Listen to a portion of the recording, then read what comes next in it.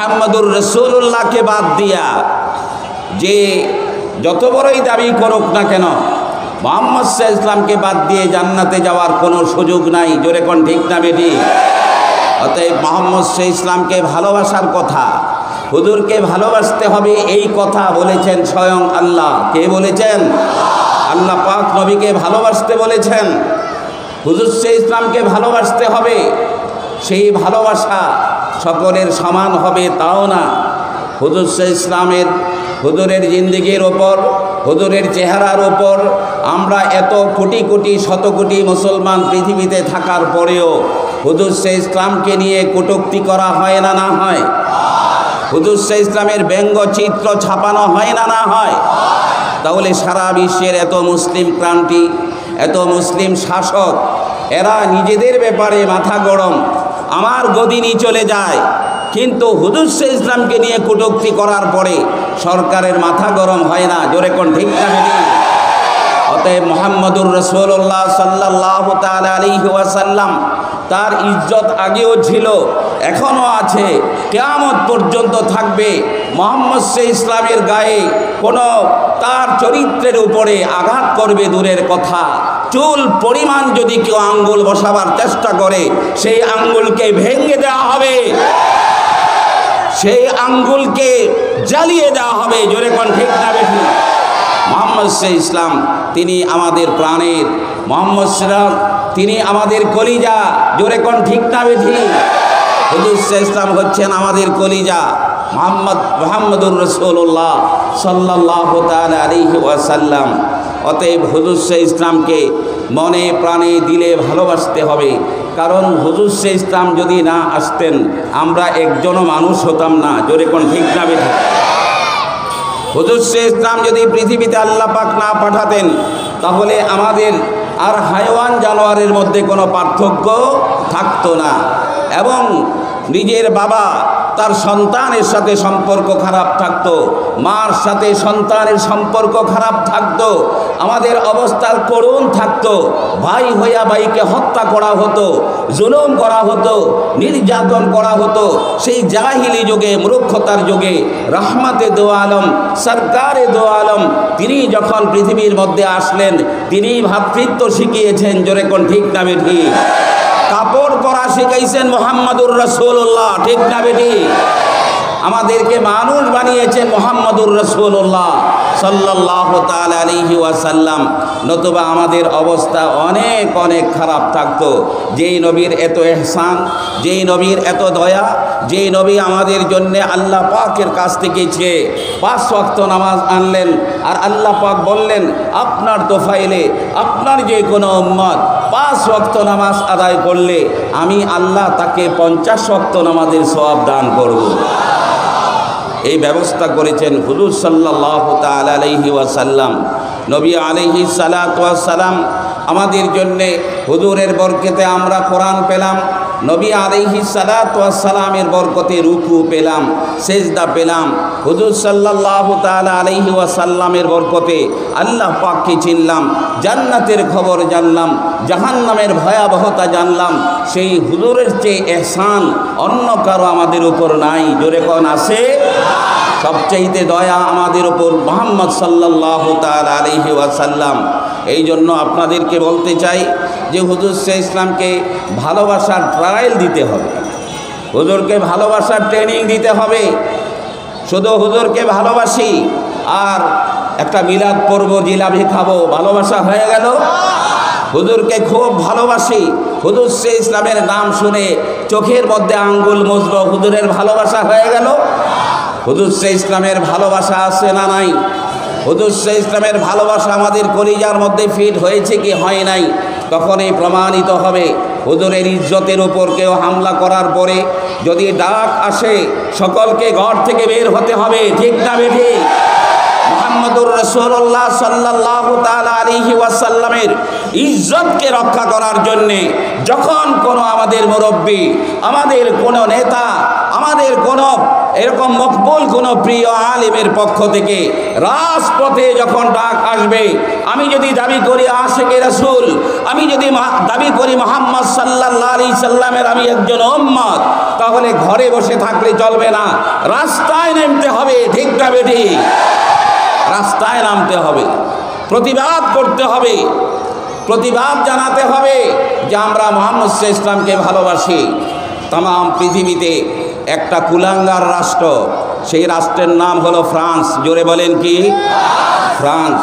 ফ্রান্সের সে ম্যাক্রো, এর কত বড় দুঃসাহস, কত বড় হিম্মত, কত বড় সে সাহস করেছে। আল্লাহ পাকের আযাব ও গজবকে সে ভয় করল না। মুহাম্মদুর রাসূলুল্লাহ সাল্লাল্লাহু তাআলা আলাইহি ওয়াসাল্লাম তিনি এসে খ্রিস্টানদের কাছে ঈসা আলাইহিস সালাতু ওয়াস সালাম তিনি যে কত বড় ব্যক্তিত্ব ছিলেন এই পরিচয় দিয়েছেন মুহাম্মদ সাল্লাল্লাহু আলাইহি সাল্লাম। নবীজি কোনোদিন ইহুদিদেরকে গালি দেন নাই, নবীজি কোনোদিন খ্রিস্টানদেরকে গালি দেন নাই, নবী আলাইহিস সালাম কোনোদিন কোনো নবীকে কটূক্তি করেন নাই। সেই নবীর শিক্ষায় শিক্ষিত হয়ে আমাদের দেশে এবং তাম পৃথিবীতে যত মুসলমান আছে, একজন মুসলমানও আমরা কোনোদিন ঈসা নবীর ব্যাপারে মন্তব্য করি নাই। জোরে কোন ঠিক না বেঠিক? আমরা কোনোদিন মূসা আলাইহিস ইসলামের ব্যাপারে মন্তব্য করি নাই, আমরা কোনোদিন ইব্রাহিম আলাইহিস ইসলামের ব্যাপারে খারাপ মন্তব্য করি নাই। বরঞ্চ ভালোভাবে আদম আলাইহিস ইসলামের যদি নাম নেয় তাহলে এই উম্মত নাম নেয়। জোরে কোন ঠিক না বেঠিক? যদি কোনো ভালোভাবে আলাইহিস সালাতু ওয়াস সালাম সহকারে ঈসা আলাইহিস সালামের নাম আমরা যত শ্রদ্ধা সহকারে আমরা আলোচনা করি, যত শ্রদ্ধা সহকারে ঈসা আলাইহিস সালামকে আমরা স্মরণ করি, একটা খ্রিস্টানও তাদের নবীকে অতটা স্মরণ করে না। জোরে কোন ঠিক না বেঠিক? তাহলে কে তোমাকে উস্কাই দিল? কে তোমাকে দুঃসাহস দিল? কেন তুমি রহমতে দু আলমের ব্যঙ্গচিত্র তোমার দেশে ছাপানো হলো? কেন এটা লটকানো হলো? এই জন্যে তাম পৃথিবীব্যাপী মুসলিম দেশগুলো যে বজ্রকণ্ঠে প্রতিবাদ করেছে, এই সমস্ত প্রতিবাদী রাষ্ট্রগুলোর মধ্যে আলহামদুলিল্লাহ সুম্মা আলহামদুলিল্লাহ বাংলাদেশের অবস্থান 1 নম্বরে আছে। মারহাবা বলেন। বাংলাদেশের অবস্থা 1 নম্বরে আছে। এই আমাদের গণমিছিল, আমাদের প্রতিবাদ, আমাদের এই হুঙ্কার, এটা ইসলামের শত্রু যারা যারা ইসলামের বিরুদ্ধে ষড়যন্ত্র করার জন্য ওত পেতে আছো, তাদেরকে ভালো করে জানিয়ে দিচ্ছি, এটা বাংলাদেশ, এটা ভারত না, এটা মুসলমানের দেশ, এটা হিন্দু দেশ না। ঠিক না বেটি? অতএব এই দেশে, আমাদের এই মুসলিম দেশে ইসলামে যেটা নাই সেটাকে করবার জন্যে কোনো কুলাঙ্গার যদি চেষ্টা করে তাহলে তার এই চেষ্টাকে আমরা রুখে দেব। ঠিক না বেঠি? যে নাকি হুজুর ইসলামের বিরুদ্ধে সামনে আমরা দেখব, হুজুরের বিরুদ্ধে যদি কেউ কলম ধরে, হুজুর ইসলামের বিরুদ্ধে যদি কেউ কোনো লেখা লিখে, হুজুর ইসলামের বিরুদ্ধে যদি কেউ ব্যঙ্গচিত্র এই বাংলার জমিনে শাহজালালের জন্মভূমিতে কেউ যদি এই দুঃসাহস করে তাহলে তাকে টুকরা টুকরা করে বুড়ি গঙ্গায় ভাসিয়ে দেওয়া হবে, ছাড় দেওয়া হবে না তাদেরকে। অতএব হুজুর ইসলামের ইজ্জত যদি রক্ষা হয় সবচেয়েতে 1 নম্বরে আমাদের দেশে হবে। ঠিক না বেটি? নবী প্রেমিক এই দেশে বহু আছে, নবীকে ভালোবাসে এই দেশে বিরাট, এই সংখ্যা এখন অনেক হয়ে গেছে। হুজুর ইসলামের ব্যাপারে, ইসলামের ব্যাপারে কথা বলতে হবে। কথা বলতে হলে সাবধানে কথা বলতে হবে। যদি অসাবধানতা অবলম্বন করা হয়, আমার রাসূলকে যদি কটূক্তি করা হয়, যেই জিহ্বা দিয়া এই আলোচনা হবে ওই জিহ্বাকে টুকরা টুকরা করে দেওয়া হবে। আল্লাহ সুবহানাহু তাআলা প্যারা রাসূল সাল্লাল্লাহু তাআলা আলাইহি ওয়াসাল্লামকে ভালোবাসার তৌফিক দান করুন, আমিন। এবং আমাদের উচিত আমরা যেহেতু মুসলমান, বলেন তো আমরা কি মুসলমান? আমরা এক মুসলমান আরেক মুসলমানকে সুন্দরভাবে সামনে পেশ হব, একে অপরের সাথে ভালো ব্যবহার করব। মুসলমানের একটা ঐতিহ্য হলো যে মুসলিম যারা, এদের ভিতরে কোনো জানোয়ারের স্বভাব থাকতে পারে না। জোরে কোন ঠিক না বেঠি? এক মুসলমান আরেক মুসলমানের উপর জুলুম করতে পারে না, এক মুসলমান আরেক মুসলমানের গীবত করতে পারে না। মুসলিমকে চলতে হবে জমিনের উপরে সভ্য শান্তভাবে। আল্লাহ পাক কোরআনে পাকের মধ্যে বলেন, وعباد الرحمن الذين يمشون على الأرض هونا وإذا خاطبهم الجاهلون قالوا سلاما। আল্লাহ রাব্বুল আলামিন বলেন, যারা রহমানের গোলাম, যারা রহমানের বান্দা, আমরা সবাই রহমানের বান্দা। বলেন কার বান্দা? রহমান আল্লাহ রাব্বুল আলামিনের বান্দা। তুমি যদি নিজেকে আল্লাহর বান্দা হিসাবে দাবি করো, তুমি যদি বলো আমি আল্লাহর বান্দা, তুমি যদি বলো আমি আল্লাহর গোলাম, ইয়ামশুনা আলাল আরদি হাওনা, আল্লাহর গোলাম যে হবে জমিনের মধ্যে তাকে নম্র ভদ্রভাবে চলতে হবে। সিনা টান করে কোনো আল্লাহর বান্দা জমিনের মধ্যে চলতে পারে না। তাকাব্বুরি অহংকারী ইসলামের মধ্যে নাই। জোরে কোন ঠিক না বেটি? আমি বড়, আমার চেয়ে আর বড় কেউ নাই। আমি বেশি জানি, আমার চেয়ে বেশি কেউ আর জানে না। আমি বেশি ভালো, সমাজের মধ্যে আমি একা ভালো, এই কথা আল্লাহ রাব্বুল আলামিন পছন্দ করেন না। এই আমি ভালো, আমি সবচাইতে উত্তম, এই বক্তব্য হলো শয়তানের। জোরে বলেন কার? শয়তানের। শয়তানের বক্তব্য হলো আমি উত্তম। আদম আলাইহিস সালামকে আল্লাহ রাব্বুল আলামিন তৈয়ার করে সমস্ত ফেরেশতাদেরকে হুকুম দিলেন, ও ফেরেশতারা তোমরা আদমকে সিজদা করো। এই হুকুমটা ছিল আল্লাহ তাআলার। সমস্ত ফেরেশতারা আদম আলাইহিস সালামকে সিজদা করলো, ইল্লা ইবলিস, শুধুমাত্র শয়তান, সে সিজদা করলো না। এর আগে সে শয়তান ছিল না, কিন্তু আল্লাহর নাফরমানি সে করে বসলো। আল্লাহ পাক বললেন, ও ইবলিস তুমি কেন আদমকে সিজদা করলে না, তোমার কি হয়েছে? তখন ইবলিস বলেছিল, আনা খায়রুম মিনহু, আমি আদম থেকে উত্তম। নাউজুবিল্লাহ বলেন, আমি আদম থেকে উত্তম। খালাকতানি মিন নারিন ওয়া খালাকতাহু মিন তিন, তুমি আমাকে আগুন দিয়া বানাইছো আর আদমকে বানাইছো তুমি মাটি দিয়া। আমি আগুনের তৈরি, আমি মাটির তৈরি, আদমকে সিজদা করতে পারি না। এই যে আমি উত্তম, এটা হলো শয়তানের বক্তব্য। বলেন কার বক্তব্য? শয়তানের। আমি উত্তম, আমি ভালো, এই বক্তব্য হলো শয়তানের। আল্লাহ পাক বলেছেন, তুমি যদি আমার বান্দা হয়ে থাকো তাহলে তুমি নম্র হয়ে চলবা। ইয়ামশুনা আলাল আরদি হাওনা।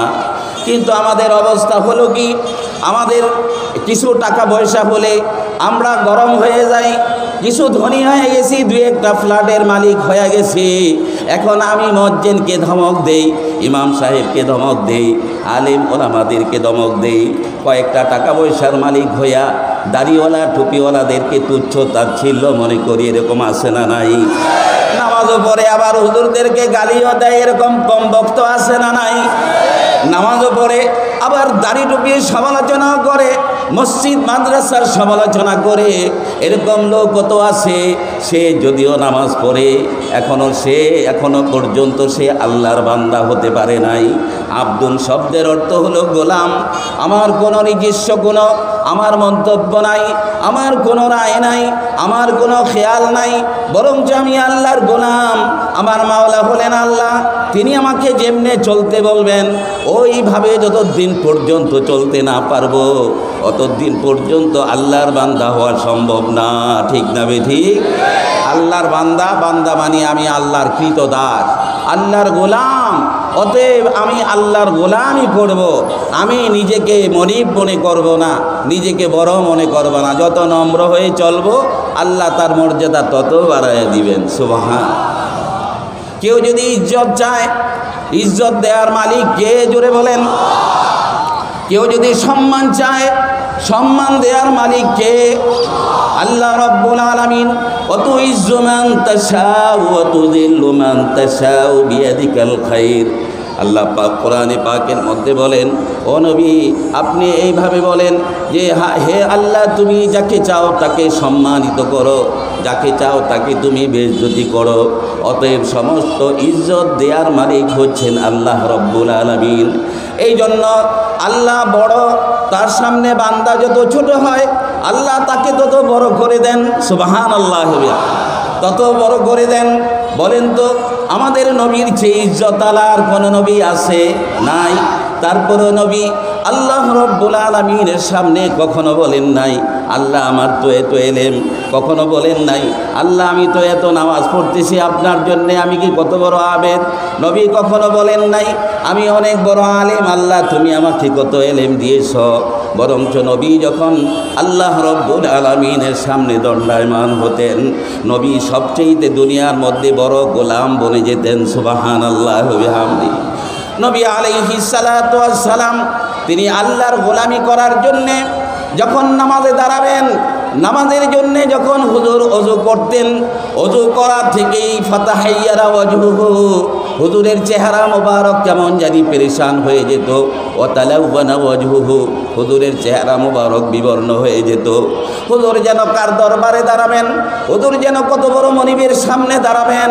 অথচ রহমতে দু আলম যাকে আল্লাহ তাআলা এত ইজ্জত করেন, এত সম্মান করেন, আল্লাহ রব্বুল আলামিন নবীর সম্মান প্রকাশের জন্যে কোরআনে পাকের মধ্যে বহু আয়াত অবতীর্ণ করেছেন। নবী আলাইহিস সালাতু ওয়াস সালামের যদি সামনে কেউ জোরে কথা বলেছেন, চাই সে আবু বকর হোক, চাই সে উমর হোক, চাই সে উসমান হোক, আল্লাহ রব্বুল আলামিন ধমক দিয়া থামায় দিয়ে বলছেন লা তারফাউ আসওয়াতাকুম ফাওকা সাউতিন নবী। হে নবীর সাহাবীরা, আমার নবী অনেক দামি। সুবহানাল্লাহ বলেন। অতএব তোমরা যদি তোমাদের সাহাবিয়ত, তোমাদের নামাজ, তোমাদের রোজা, তোমাদের যাকাত, তোমাদের জিকির, তোমাদের কোরআনে পাকের তেলাওয়াত সব কিছু যদি জায়গার মধ্যে বহাল রাখতে চাও, তাহলে আমার নবীর সামনে যেন তোমরা জোরে কথা না বলো। যদি জোরে কথা বলো আনতাহবাতা আমালুকুম, আমি আল্লাহ তোমাদের সমস্ত আমলকে ধ্বংস করে দেব। এত ইজ্জতওয়ালা নবী, সেই নবী যখন গোলাম বনে রুকু সিজদার জন্যে নামাজের যখন সময় হতো, হুজুর দুনিয়ার আর কাউকে চিনতেন না। সুবহানাল্লাহ বলেন। হুজুরের এমন ছোট হয়ে যেতেন, হাদিসের মধ্যে আসছে একদিন নামাজের সময় হয়েছে, হযরত আয়েশা সিদ্দিকা রাদিয়াল্লাহু তাআলা আনহা নবীজির সামনে আসলেন, নবীজির সামনে দিয়ে হাঁটতেছেন, নবীজি কিছু বলতেছেন না। হঠাৎ করে নবীজি বললেন মান কে আমার সামনে কে? নামাজের সময় হওয়ার পরে হুজুর ইসলামের সামনে হযরত আয়েশা সিদ্দিকা, নবীজি বলতেছেন আমার সামনে কে? হযরত আয়েশা সিদ্দিকা বলতেছেন আনা আয়েশা, তো আমি আয়েশা। যে আয়েশার সাথে নবীর এত সম্পর্ক, যে আয়েশা রাদিয়াল্লাহু তাআলা আনহাকে নবীজি এত ভালোবাসতেন, যার বিবাহের ইন্তজাম খোদ রব্বে করিম আরশে আজিম থেকে যিনি সিদ্ধান্ত নিয়েছেন যে আমি আল্লাহ নিজে আয়েশাকে মুহাম্মদুর রাসূলুল্লাহর জন্য পছন্দ করেছি। সুবহানাল্লাহ। সেই আয়েশা রাদিয়াল্লাহু তাআলা আনহা নবীজির সামনে, নবীজি বলতেছেন মান কে? হযরত আয়েশা বলতেছেন আনা আয়েশা, তো আমি আয়েশা। নবী আলাইহিস সালাতু ওয়াস সালাম বললেন ওমান আয়েশা, তো কোন আয়েশা? হযরত আয়েশা বললেন আনা বিনতু আবি বকরিন, আমি আবু বকরের মেয়ে আয়েশা। নবীজি এমন হয়ে গেল দিন থেকে দুনিয়া বের হইয়া রব্বে করিমের সামনে দাঁড়াবেন, এই জন্য আল্লাহ বাদে সব যেন ভুলে গেলেন। হযরত রাসূল করিম বললেন আমান আবু বকরিন, আবু বকরকে। তখন আয়েশা সিদ্দিকা বললেন যে আয়েশাকে এখন চিনে না, আবু বকরকে চিনে না। বোঝা গেল এই মুহূর্তে আল্লাহ ছাড়া কাউকে আর নবীজি চিনবেন না। হযরত আয়েশা সিদ্দিকা নবীজির সামনে থেকে চলে গেলেন। সুবহানাল্লাহ। তাহলে হুজুর ইসলাম আল্লাহ পাকের জমিনের মধ্যে সবচাইতে নম্র ভদ্র যদি কেউ থেকে থাকেন, তিনি হলেন মুহাম্মদুর রাসূলুল্লাহ সাল্লাল্লাহু আলাইহি ওয়াসাল্লাম। যত বড় আলিম হোক, যদি অহংকার থাকে সব বরবাদ। জোরে বলেন ঠিক না বেঠি?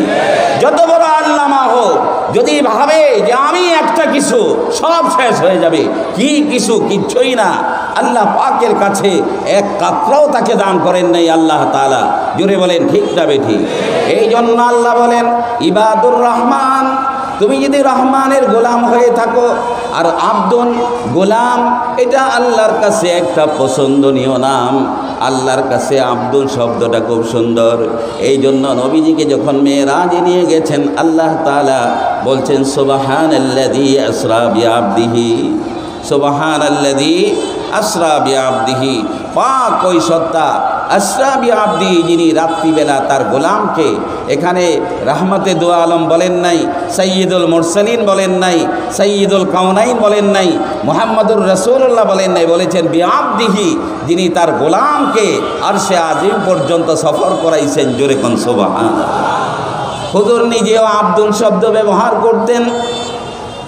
হযরত আয়েশা সিদ্দিকা রাদিয়াল্লাহু তাআলা আনহা বলেন, ইয়া রাসূলুল্লাহ, আপনি এত নামাজ পড়েন, ঈশার নামাজের পর নামাজে দাঁড়ায় যান, সারা রাত্র নামাজ পড়েন, আপনার পাও ফুলে যায়, ফেটে যায়, আল্লাহ পাকি আপনার আগের পিছের সব গুনাহ মাফ করে দেন নাই, আপনি তাহলে কেন এত গোলামি করেন, এত আল্লাহর বন্দিগি আপনি করেন? নবীজি তখন উত্তর দিয়েছেন, ইয়া আয়েশাতু আফালা আকুনু আবদান শাকুরা, ও আমার আয়েশা, আমি কি আল্লাহ পাকের কৃতদাস হব না? সুবহানাল্লাহ। তাহলে গোলামি, এটা হলো নবী আলাইহিস সালাম নিজেকে গোলাম মনে করা, নিজেকে ছোট ভাবা। এই ছোট ভাবার অর্থ এই না যে কেউ জিজ্ঞেস করলে যে ভাই এই কে আপনি, কয় আমি তো একজন নাখান্দা মানুষ, আমি একজন নাখান্দা। ভাই আপনি কে? কয় আমি এলাকার মধ্যে একটা ছোটোখাটো মানুষ। এখন বাজারে দেখা হয়েছে, কেউ ভাই ছোটোখাটো মানুষ, গরিব মানুষ, এত মেজাজ খারাপ হয়ে যায়। তাহলে সে নিজেকে ছোট ভাবে নাই, এটা মুখ দিয়া ছোট কইয়া নিজের বড় করতে চেষ্টা করছে। জোরে কোন ঠিক না বেঠিক? নিজেকে বড় করার চেষ্টা করছে, নিজের কয় আমি একটা এই নাখান্দা মানুষ। নাখান্দা মানে আমি লেখাপড়া জানি না, মূর্খ মানুষ। এখন যদি এই একজন আলিমই মনে করেন, সেই কইল যে আমি একজন নাখান্দা, তো হযরত মাওলানা নাখান্দা সাহেব ওয়াজ করবেন, বক্তায় হয়তো ওয়াজ নাও করতারে যে আমারে নাখান্দা কইছে। নাখান্দা ফার্সি শব্দ, যার অর্থ হইল লেখাপড়া নাই যা। এটাকে ছোট মুখ দিয়া বলার নাম না। হযরত থানভী বলেছেন, তোমাকে ছোট ভাবতে হবে। কেউ ছোট বললে যেদিন তোমার আনন্দ লাগবে যে আপনি ইবাদতের দিক থেকে কম, ইলমের দিক থেকে কম, জ্ঞানের দিক থেকে কম, শিক্ষার দিক থেকে কম, আপনার চেয়ে কত আরও ভালো ভালো লোক আছে। একজন চেয়ারম্যান প্রার্থী চেয়ারম্যানিতে দাঁড়াইছে, এই চেয়ারম্যানে তো বক্তব্য দিতে গিয়া খাড়াইয়া বলে যে এলাকার মানুষ আমাকে দাঁড়াবার জন্য বলছে, আমি না এর উপযুক্ত, না আমি এর লায়েক, আমি তো মেম্বারই হওয়ার যোগ্যতা রাখি না। এখন যদি আরেকজন দাঁড়ায় কয় আমাদের এই চেয়ারম্যান সাহেব যিনি দাঁড়াইছেন এই আসলে মেম্বারেরও উপযুক্ত না, তাহলে কয় পাশ কইরা লই, তোর খবর আছে। জোরে কোন ঠিক না বেটি? যে আমার এরকম ছোট করলি খবর আছে তো? এই মুখ দিয়া বক্তব্যের নাম, এর নাম তাওয়াজু না, এর নাম ছোট হওয়া না। এটা দিলের মধ্যে যে আমাকে ছোট যত বলে তত ভাল লাগে, সুবহানাল্লাহ, এর নাম হলো তাওয়াজু।